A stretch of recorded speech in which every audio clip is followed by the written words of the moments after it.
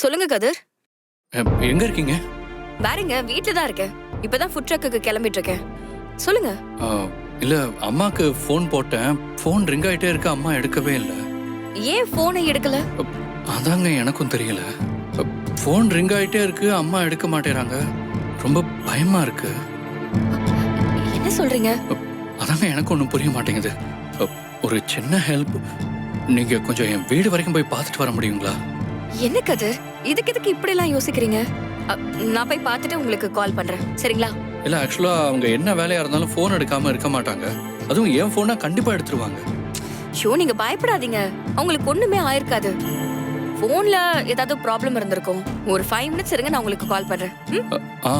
ஓகேங்க, தேங்க்ஸ்.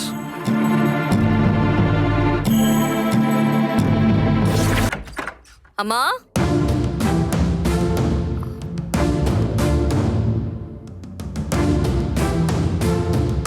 அம்மா,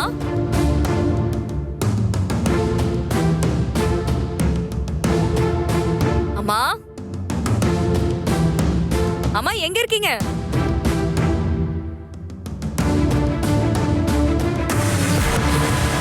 ஐயோ, அம்மா, அம்மா, அம்மா, அம்மா என்னாச்சுமா உங்களுக்கு? அம்மா,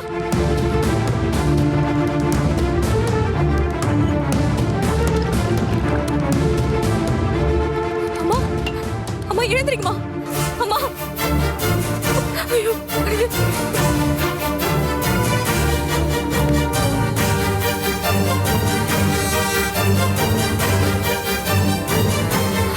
ஹலோ, ஆம்புலன்ஸ்.